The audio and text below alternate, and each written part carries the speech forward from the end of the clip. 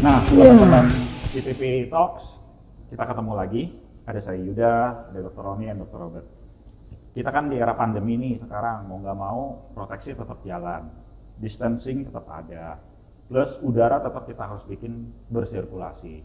Jadi kita sendiri di sini benar-benar saling menjaga. Kita sampai disupport oleh air purifier yang cukup banyak, jadi tetap kita fresh untuk perbincangan kita. Masuk ke topik yang seru nih, Dr. Roni, bahwa implan itu udah menjadi salah satu bagian dari pembuatan gigi palsu, dental implan ya. Sekarang gimana sih milih implan yang bagus nih? Kalau misalnya ada teman-teman semua di sini yang lagi bingung, saya ini mau pakai implan yang jenis apa nih? Gitu. Apa kriterianya? Kapan pakai yang si A? Kapan yang pakai si B? Atau apa ada indikasi khusus nih? Nanti juga dokter Bet punya pengalaman, bisa cerita gimana sih ceritanya pakai implan tipe A dan tipe B. Kita mulai dulu deh. Ayo dokter Roni, kumaha?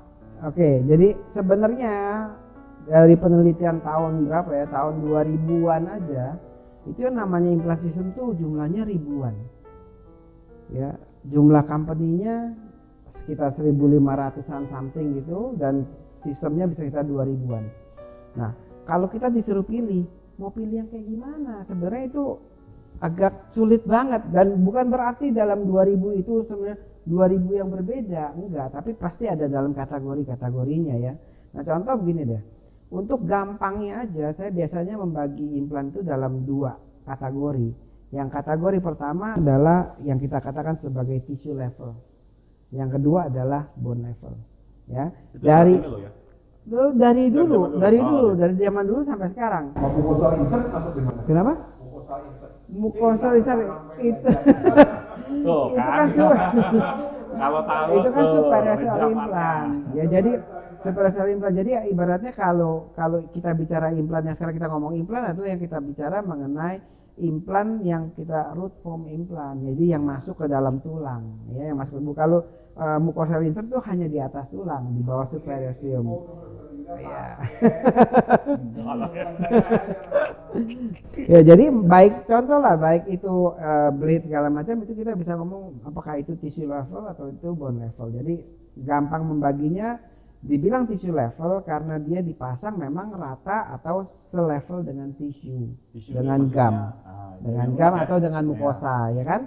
Nah, terus dibilang bone level karena implan itu dipasang di level dari bone. Ya, jadi memang secara prinsip memang berbeda, ya, berbeda. Nah, sekarang kita mau tahu dong kapan kita pakai tissue level, kapan kita pakai bone level. Ya, sebenarnya tissue level pernah ada satu masa dia itu populer sekali karena di masa itu bone levelnya juga banyak problem gitu ya. Jadi ada orang-orang yang begitu fanatik dengan bone level, mereka bilang aduh emang bone level tuh enak karena kita bisa atur prostetiknya lebih predictable segala macam. Karena apa? Dia bisa atur itu ketebalan dari gingival cuff-nya, ya, gingival cuff-nya itu bisa diatur, disesuaikan dengan kondisi pasiennya. Sedangkan kalau kita menggunakan tissue level implant, gingival cuff itu sudah ada di implannya. Once kita naruh implan itu kurang dalam, margin dari shoulder dari implannya itu akan ada di atas gusi. Tapi kalau kita pasang kedalaman, shouldernya ini akan ada sedikit atau lebih jauh ke bawah gusi, dan itu akan mempersulit kita dalam melakukan prostetiknya. Ya, jadi sebenarnya keuntungannya itu ada. Kalau misalkan di bone level, ya oke, prostetiknya lebih predictable. Tapi dari segi mekanik di tissue level jauh lebih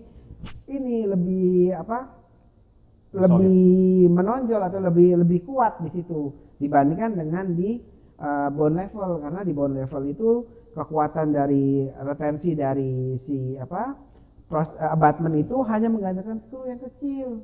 Ya, jadi ya namanya pada saat itu hanya ada dua kubu ini yang sering berseteru, jadi akhirnya ya tidak tahulah gimana, ada yang fanatik dengan bone level dan ada yang fanatik dengan tissue level gitu ya.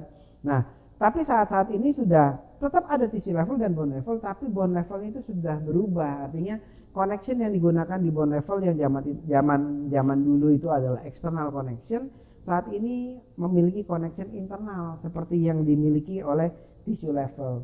Nah, Dengan kondisi seperti ini sebenarnya baik bone level dan tissue level ini memiliki strong point yang sama. Hanya tinggal kita mau pilih yang mana nih. Kapan kita pilih tissue level, kapan pilih bone level, kan sekarang strong point di prostetiknya sudah hampir sama gitu ya. Nah, saya sih biasanya memberikan parameter seperti ini. Kita tahu bahwa yang namanya tulang itu pada saat setelah kita cabut, tulang itu kan pasti akan ada resorpsi, sedikit banyak resorpsi, dan kita lihat bahwa yang namanya anatomi dari tulang itu selalu bagian crest itu lebih kecil daripada bagian base-nya.